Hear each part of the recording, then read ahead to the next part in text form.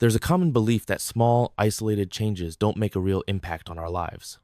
But here's the thing, I used to think that too, until about 5 or 6 months ago.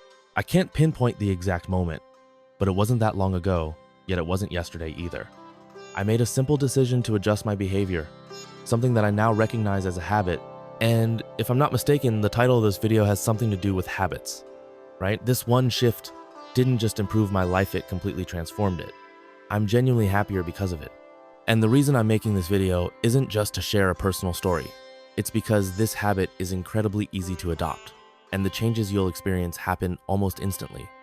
Now, I know what you might be thinking. Maybe you're expecting some kind of miracle formula, some groundbreaking secret that will radically alter your life overnight.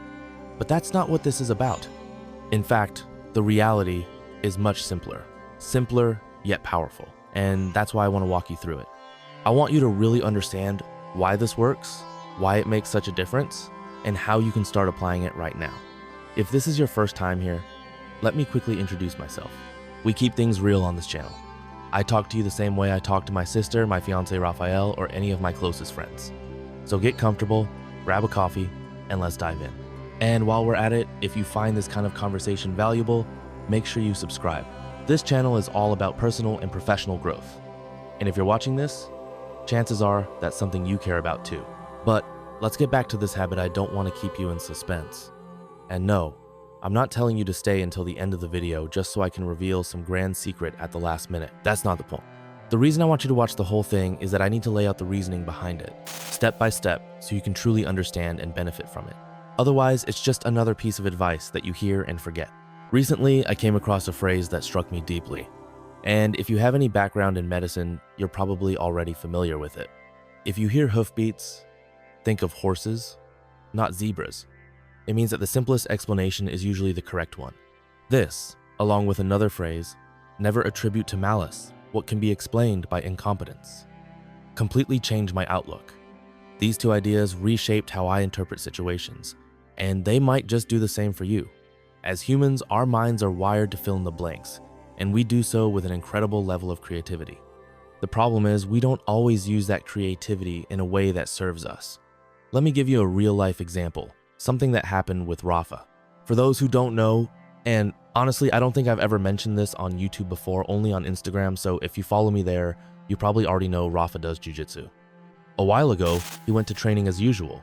I stayed home doing my own thing, and he left around 10 a.m., no big deal. But then, 11:20 rolled around, and I still hadn't heard from him. No messages, no replies, silence. And here's where my mind took over.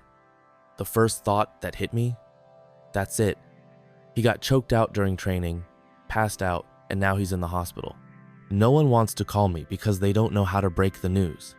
I swear, this is exactly how my brain works. And since we're having a real open conversation here, I know I'm not the only one who does this. I texted him again a response. I called straight to voicemail. And that's when my imagination really went off the rails. Oh my God, he got into a car accident on the way home. Our imagination is truly incredible, but only when it comes to disaster. Because when it's about making money, coming up with brilliant ideas, or solving real problems, creativity doesn't show up so easily. But the moment we need to imagine worst-case scenarios, oh, it works at lightning speed. Our minds are wired to catastrophize.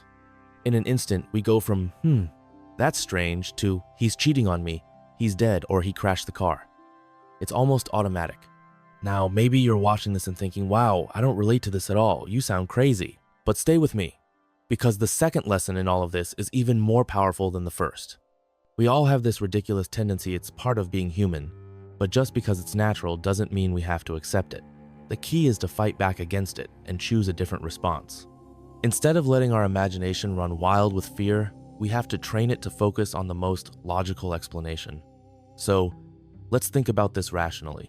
What's more likely in the real world? That Rafa's training session ran a little longer than expected? That he got caught up chatting with his friends afterward? Or that someone strangled him unconscious in jiu-jitsu and no one noticed? That he got into a life-threatening accident? When you pause and look at it from a logical perspective, it becomes obvious.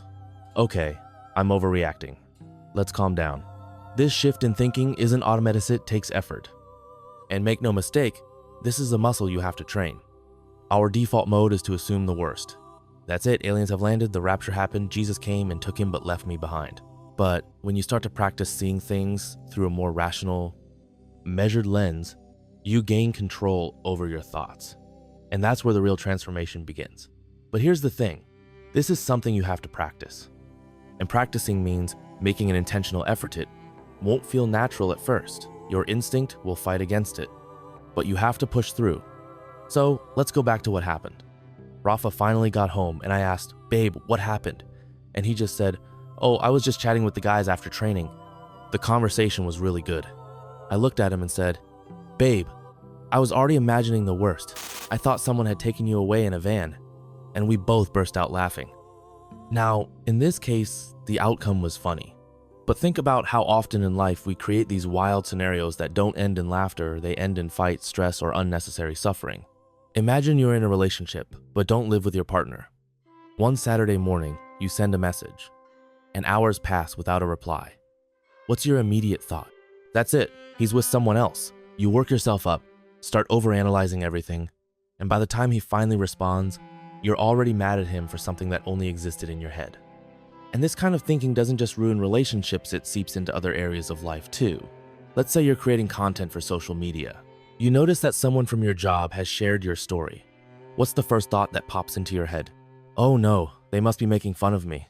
They probably have a group chat just to laugh at my content. And just like that, you turn something neutral, maybe even positive, into a source of anxiety. You have to escape this habit of choosing the most dramatic, convoluted explanation for everything. If you're the type of person who always assumes the worst, always hearing zebras instead of horses, here's the truth. You're exhausting to be around. You drain your own energy and the energy of the people in your life. I know because I used to be like this. And let me tell you, living this way is not worth it. Now, let's go back to the other phrase that completely changed my perspective. Never attribute to malice what can be explained by incompetence. This one hits hard. You know those moments when you're in a group of friends and someone makes a comment, and for the rest of the day, you keep replaying that comment in your head, analyzing every possible hidden meaning? Let's take a simple example. Imagine your friend's new girlfriend meets your partner and casually says, "Wow, those are some really nice pants." What do you think? "She's hitting on my man. This girl is trouble." Or, "She just thinks the pants look good." If you apply this mindset shift to life, about 99.9% of your problems disappear. Think about it. Someone leaves a rude comment about you, and you have two choices. You can take it personally, assume it's a deliberate attack, and let it ruin your day.